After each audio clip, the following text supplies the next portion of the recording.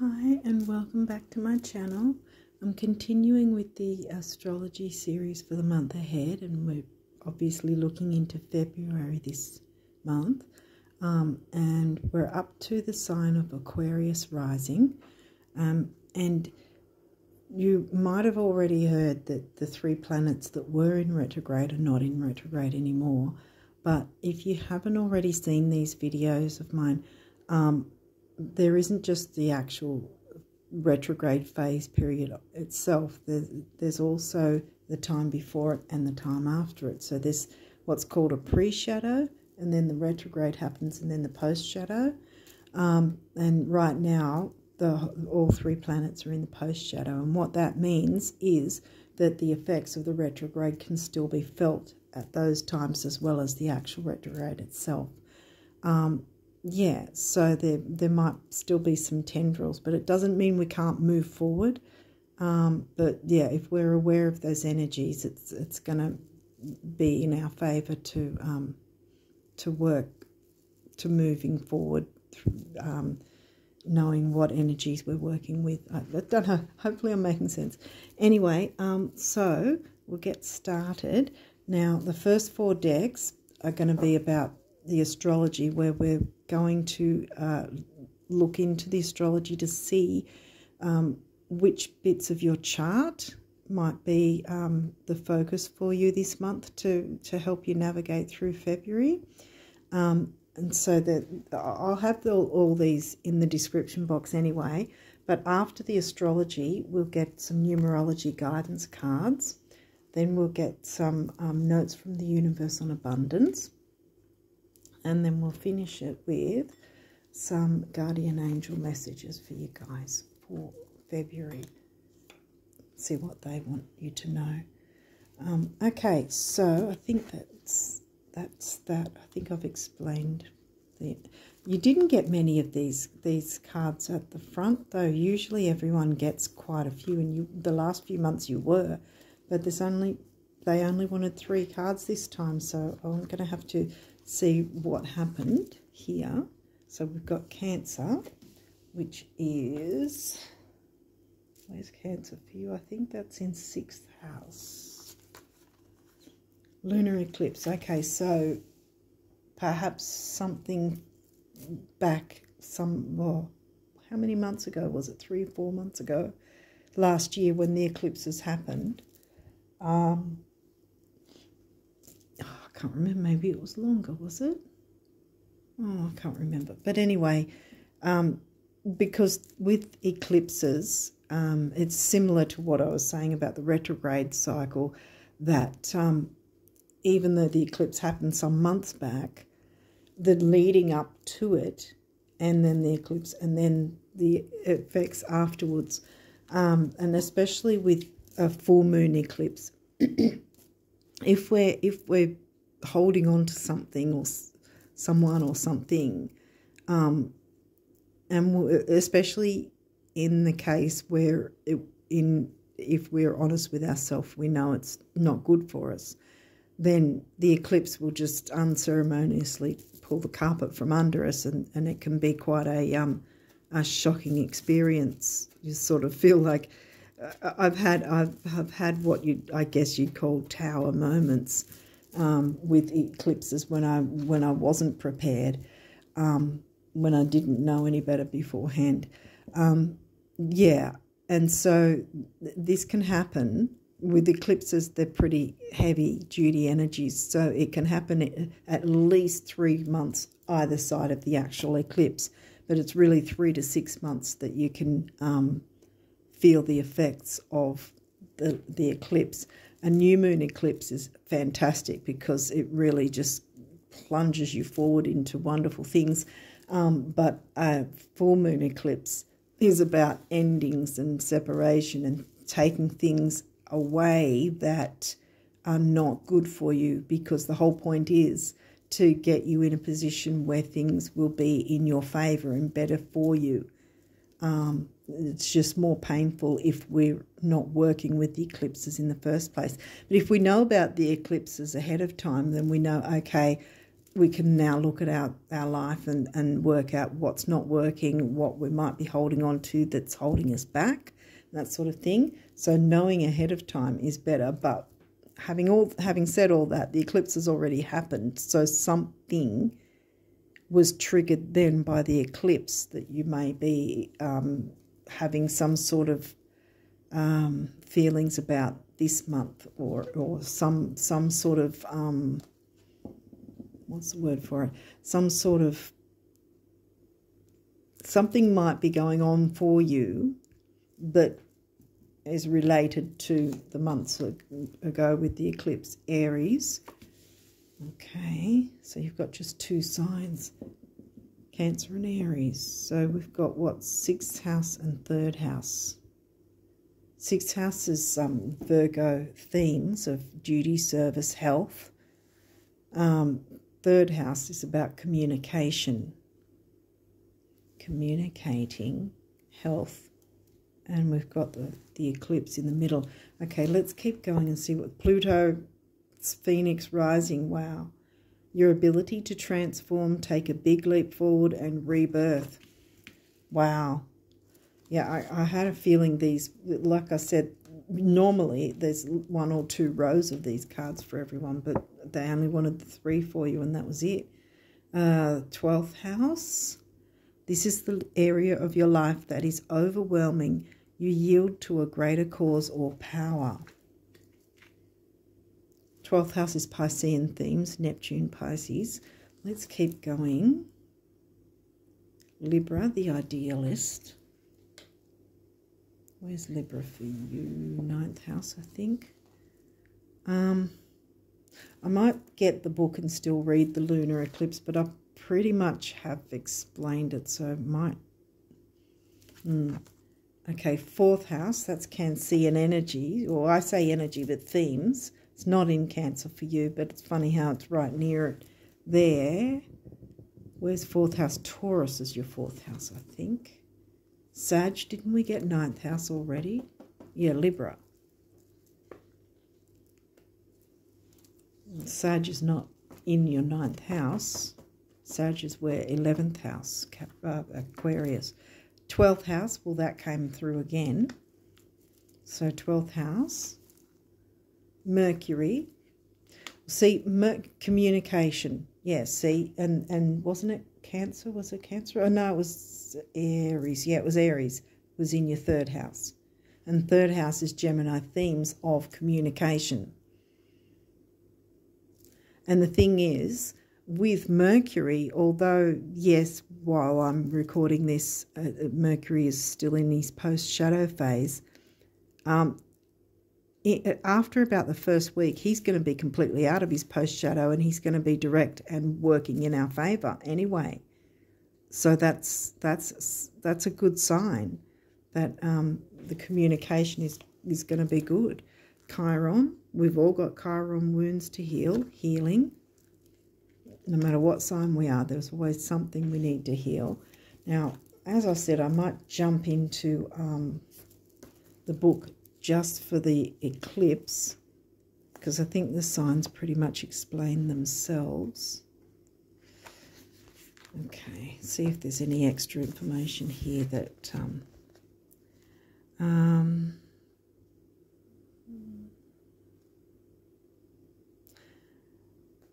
A lunar eclipse carries the same message as a regular full moon, but intensified. Truths that we may not be ready to see are going to come to light. Well, see, this is the thing about Pluto as well, Scorpio, 8th house themes. It's the purging of the negative, I guess you could call it, the idea that by purging the yuck, the things that you don't want to have in your life, the things that are not making you happy, the things that are hurting you, maybe, purging that will clear Chiron wounds, and then you'll be the Phoenix rising. Okay, we'll get right into these cards. These can be upright or reversed. your reading's really quick compared to the one before. I actually got the phone cut off with the one before, which was annoying. Oh. Okay, Mercury. Okay, this is in the challenge position, but again, he's not yet out of post-shadow, so that might be what that's reiterating too. Opposition is in the gift position. 8th house, as I was saying, Scorpio, Pluto themes. Where's Scorpio again? 10th. 10th didn't come through, did it? No. And, oh, there's a couple more.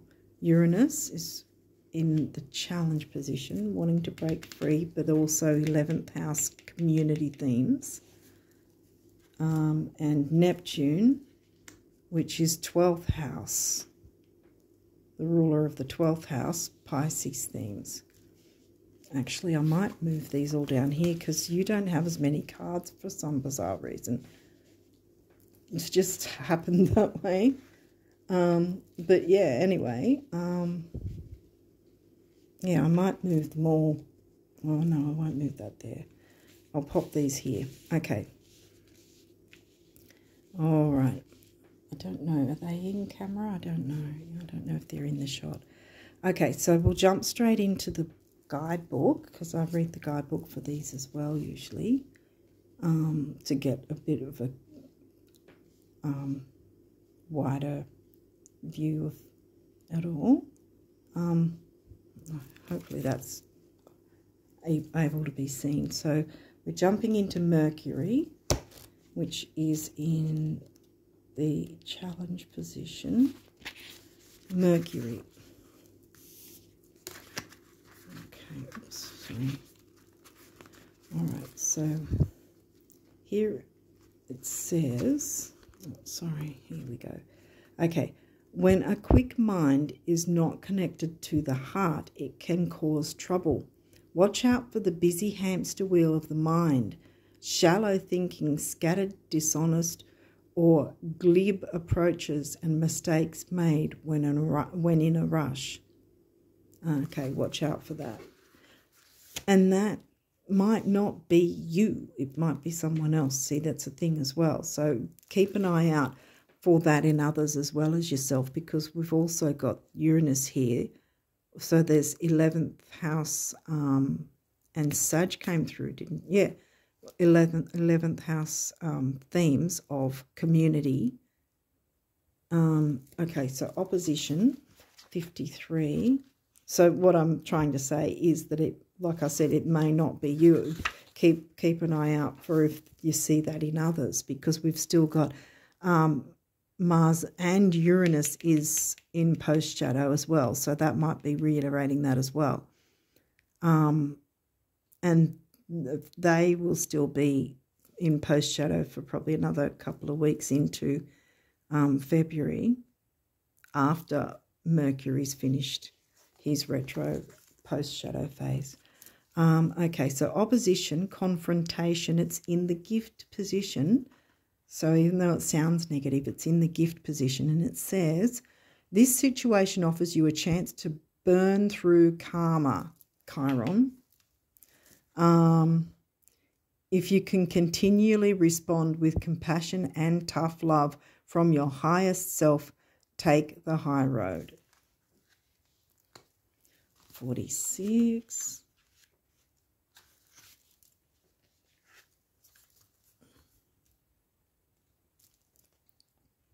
There's been a couple of signs that just seem to have flown through their reading, and others that have had a really long one. Okay, so 8th house says, in the gift position, face your worst fears and step through. Feel that liberation. Phoenix rising, exactly. The trap of manipulation falls away when you don't bite the hook. Yeah. Okay, so there was a reason I've brought up the idea that it might not actually be you that's the prickly person. So, yeah, keep an eye out if you see that in someone else. Try and take a step back and know that we're still in the post-shadow phase with a couple of the planets. So there might still be those tendrils of, you know, a bit of tension there But you just focus on healing some wounds and being the phoenix rising. I think that that's probably where your focus might lie for February.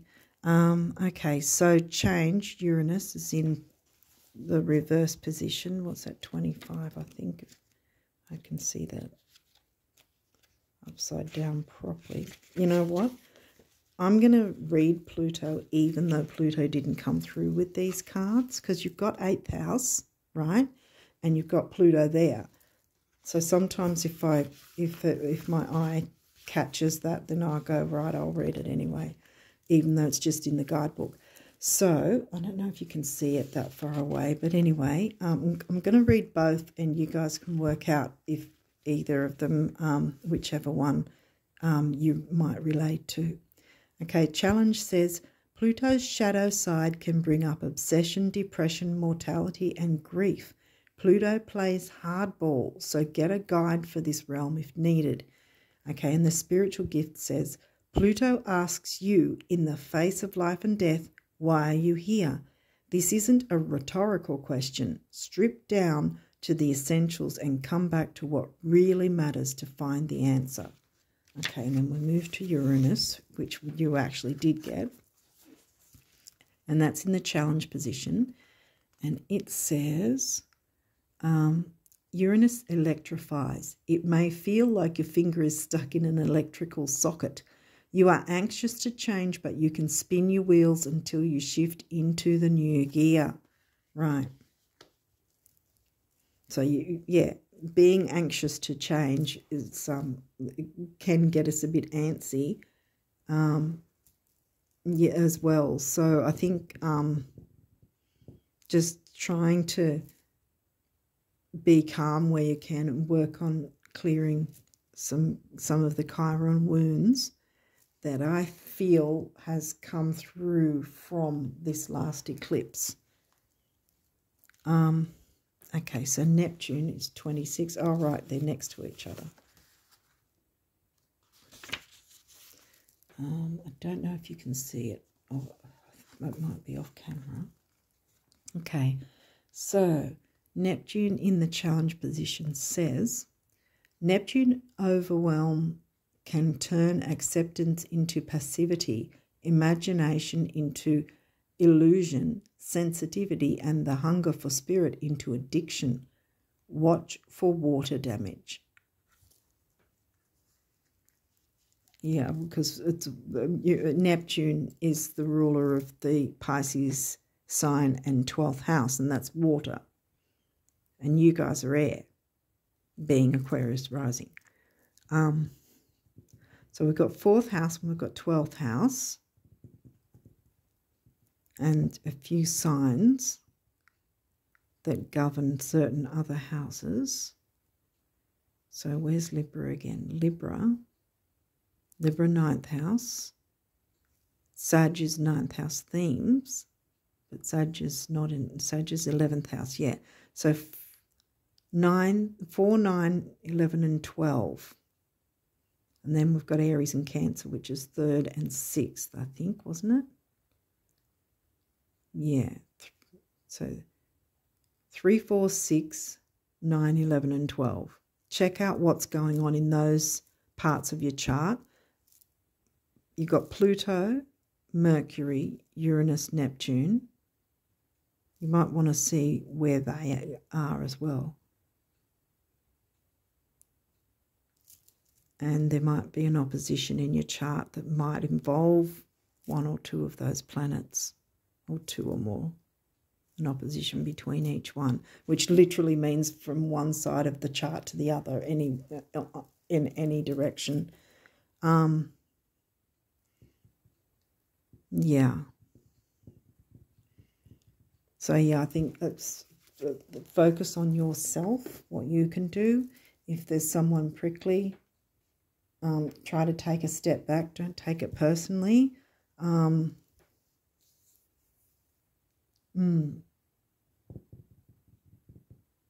else? I don't know. Hopefully I've covered it. It just feels very sort of quick. With not as many cards. I'm not used to it not being as many cards for some reason. Yeah, have I missed anything? Yeah, just try to remain calm, because like I said, we've still got the tendrils of those post-shadow phases, and that in itself, no matter what sign, can have us sort of feeling a bit antsy or a bit negative more than we normally would be. But see, you've got Pluto in your favour, the Phoenix rising. Don't get overwhelmed with 12th house Piscean themes. Don't let it overwhelm you. Don't let the negative side of Pisces overwhelm you.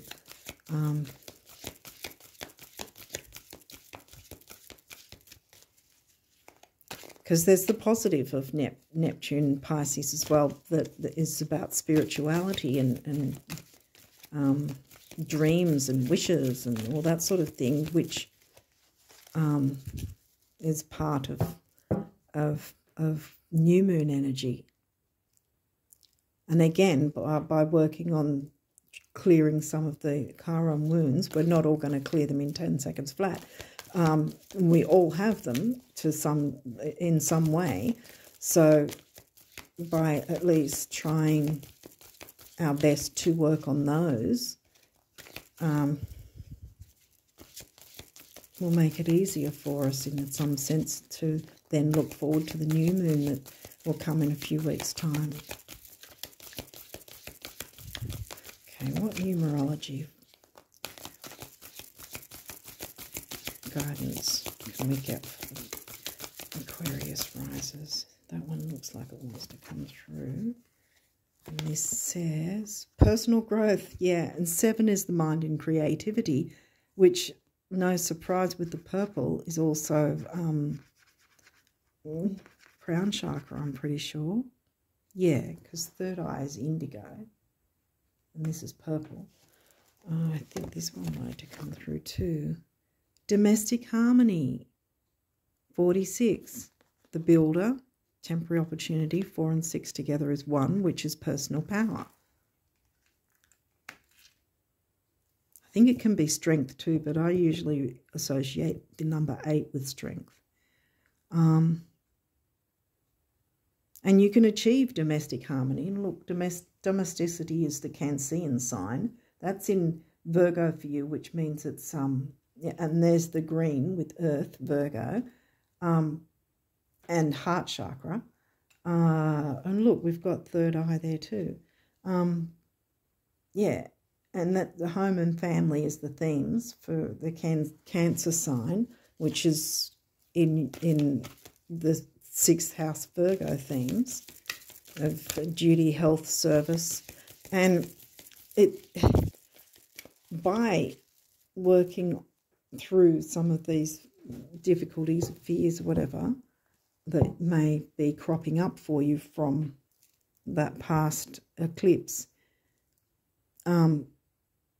you can heal some Chiron wounds, be the Phoenix rising, and have more harmony in your life, domestic life, personal, and professional.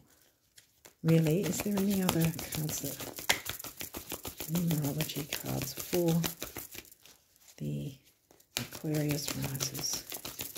Do you want to have any other? Okay, one more time. This one? Okay. Perseverance, 4. And look, it's very green, heart chakra. Yep. Persevere in your own healing work to get harmony and be the Phoenix rising.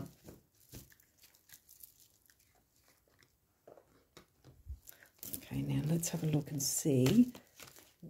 If you haven't, if you haven't seen these videos before, this deck is set out in a way that it's as if the universe is speaking directly to you, and it has a bit of a quirky personality, you could say. So so that will be in the messages. So we'll see what we'll see what messages want to come through for you guys for February. What abundance messages does the universe want the Aquarius risers to know? Are there any other ones? Oh, is that one? I think you wanted that one.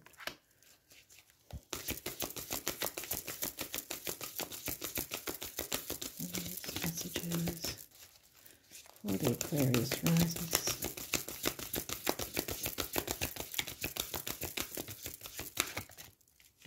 Can't see any more. Oh, okay. That one, yep.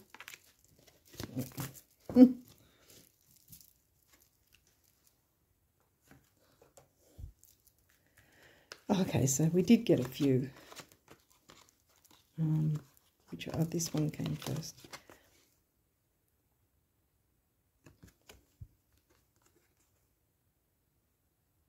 Okay, this one says, do wealthy people have to spend all their money to feel wealthy? No, that's silly. They don't even have to spend a cent, do they? Oh, so you have it made.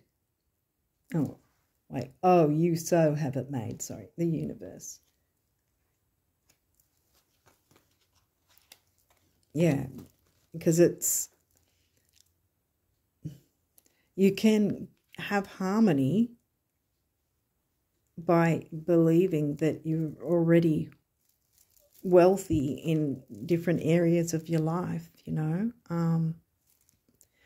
because they say it's not the saying seeing is believing, it is believing is seeing. So if we sort of tweak our mindset, we'll see things start to come through for us that we actually do want. The great thing about material things, those you have and those you don't, is that they never lie about what you've been thinking. What a relief, huh? Thoughts become things, the universe. And that's just what I said just then. Yeah.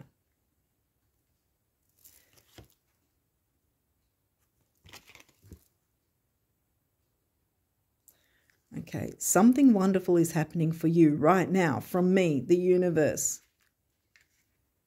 Yep, so get ready. It's on the way. And last but not least, it's this beautiful picture. And I don't know if the camera picks it up, but I like for you guys to see it as well. To find out how much you've truly been blessed with in terms of love, time, energy, talent, joy, abundance, confidence, intelligence, wit, or any other quality, substance, or dispensation, give of it. Then you'll know what boundless really means. Tally-ho, the universe. Yeah, so, yeah, don't hold back with giving. I think becoming the Phoenix rising is in itself going to be healing as well. Aries was third house, so that's communication. Yeah, we'll get into the guardian angel cards now.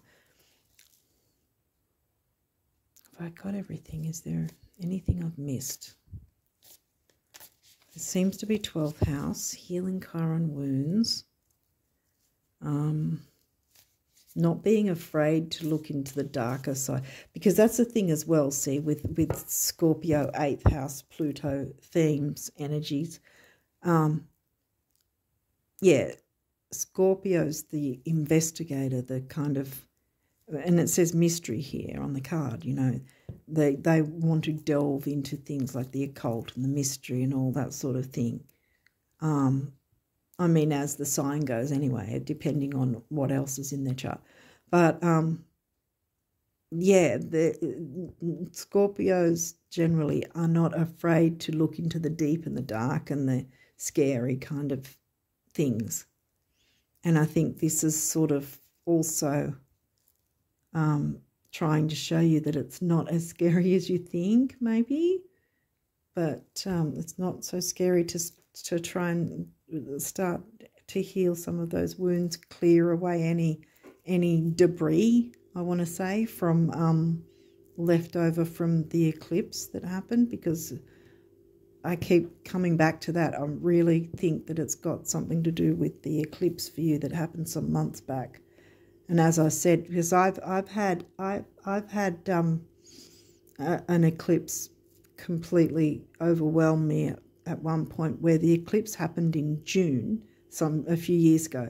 The eclipse happened in June, but it wasn't until mid-August that I suddenly had something happen. The carpet was pulled from under me. I literally, in my mind, it felt like I had the earth opening up underneath me and about to swallow me whole. It was a horrible experience. But if you know that that sort of thing is possible with a full moon eclipse, then you're already able to work ahead, kind of thing. If you haven't had anything happen, then that's great, because now you've got the tools essentially to know, hey, okay, now I can look into, investigate, delve into the deep and dark and mysterious, because you've got 12th house as well. That might be what's going on, where you're interacting with the 12th and the 8th house themes, Scorpio, Pluto, Neptune, to uncover, because I think somewhere it said something about, I think this was the card that said some truths may be revealed. Well, you have the power to work through that beforehand, so it's not going to be an unceremonious carpet pull from under you experience. I think that's what's probably the case, that if you're going to open up and be honest with yourself, which isn't easy for any of us, but if you do your best to try and work with that and look into it and go, okay, what am I holding on to?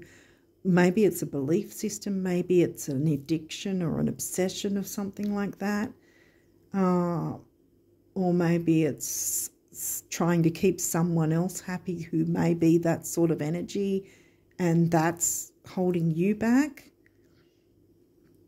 Try and clear that with the full moon energies that we're going to have in the next few days, actually.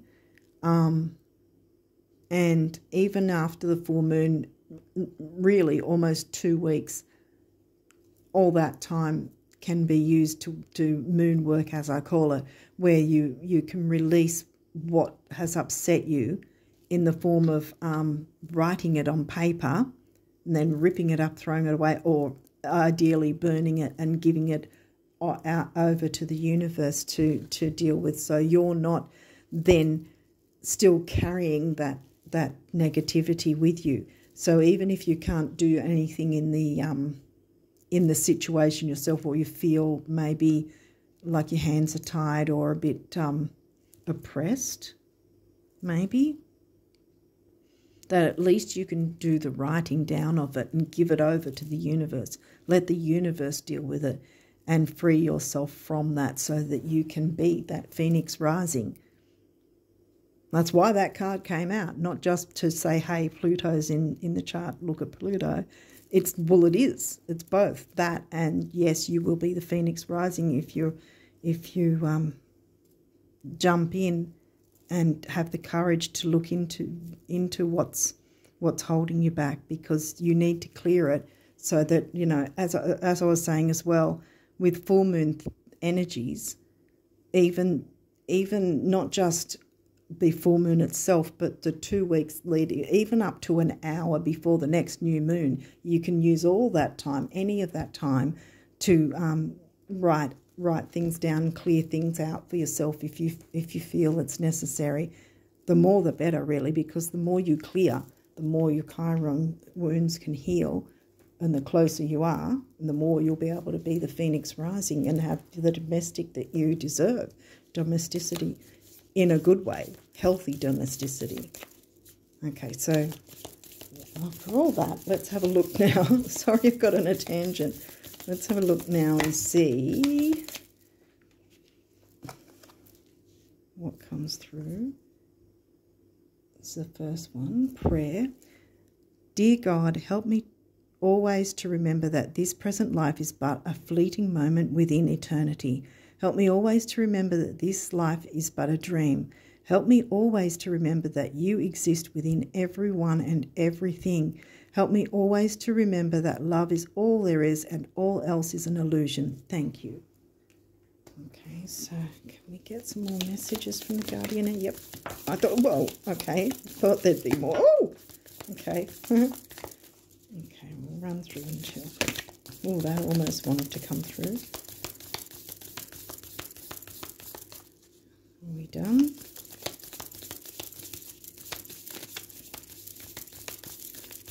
Yep, okay. All right, so what have we got? Oh, wow. Okay, so we have courage. Dare to be different. Uranus and Neptune in a way too. Pisces and Aquarius, 11th and 12th. Dare to be different, to make mistakes. It's not a bad thing to make mistakes. I mean, even that reminds me of, you know, say there might be some sort of companies or businesses who like to get feedback. It's not always the positive feedback they need. They also need negative feedback, because that then helps them to know what works and what doesn't, and then they can move forward and grow. Phoenix rising, see, from that, because they then know what will work for them moving forward. So dare to be different, to make mistakes, create, for it is in creation that you exist. In this world of dreams that stem from the eternal heart, you are one with all creation. All is possible. Go forth and be true to yourself, for it is only through being true to you that you can be true to others. Yeah, exactly. I think that a similar thing came out in the reading for the Capricorns. Be true to you, look after you first, and everything else will then, what's the word for it? It will filter out, not filter out, what's the word? The energy will go out to others and then be reciprocated back to you. Okay, balance. Difference is a necessary part of human evolution. Or is it difference, or is it differ? No, difference. Okay. And everything is in life is comprised of opposites. Opposition, there you go. Which together make life whole. If you light a candle in a room already flooded with light, the light of your candle would be indistinguishable from the light which already exists. Because of darkness, 8th house Pluto, Scorpio themes, because of darkness, we are able to perceive light. Both are necessary.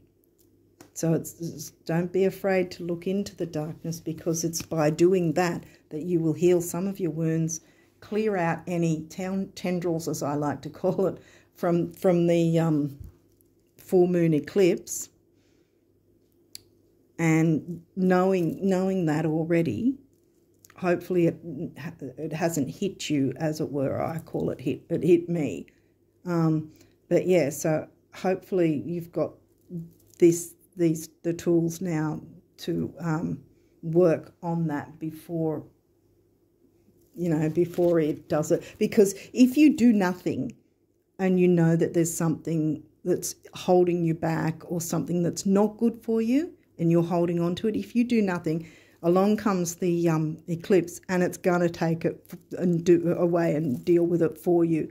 So the best way to deal with it is to deal with it, so to speak, before the eclipse does it unceremoniously for us, because it's such a powerful energy.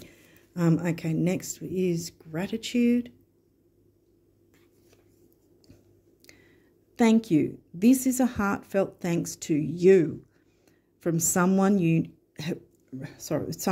recently helped in some way. I, your guardian angel, also wish to thank you for the unconditional love you emanate to the earth, humanity, and those around you. Thank you, thank you, thank you. You are eternally blessed. May peace, grace, and love forever guide you along your sacred path. And then we've got, last but not least, wow, miracle. Here we go, I'll pop that there. Miracle. Dearest one, even if all hope seems lost, let not hope slip away, for I, your guardian angel, am constantly by your side. Surrender all your concerns to me and trust in the healing power of love. Please believe that you are never alone. Together we shall work through each issue or situation. Sorry to get in your face. Together we shall work through each issue or situation which is of concern to you. All heals with the passing of time. Magic and miracles are about to manifest. Wow. Yay. See? Because things are going to work for you. You just got to get past that gunky bit, you know, because Pluto wants to purge whatever's in your way. That's the whole point. So that you can be the phoenix rising and use the energy to your advantage. And when the new moon comes in a few weeks' time, you're going to be like, yep, I'm ready to go. Personal growth, wishes are coming true. Things are about to manifest. Magic and miracles are about to manifest. So you've got a couple of weeks to, or nearly 2 weeks to work that out before the new moon hits. And then be ready for the amazing to come into your life. Yeah. And so on that note, I think I'll leave it there. And I wish you all the best, because you've got miracles and magic ready to come into your life, and it will happen. Have courage. It's on the way. Yeah. And on that note, I wish you all the best for February. Until next time, bye for now.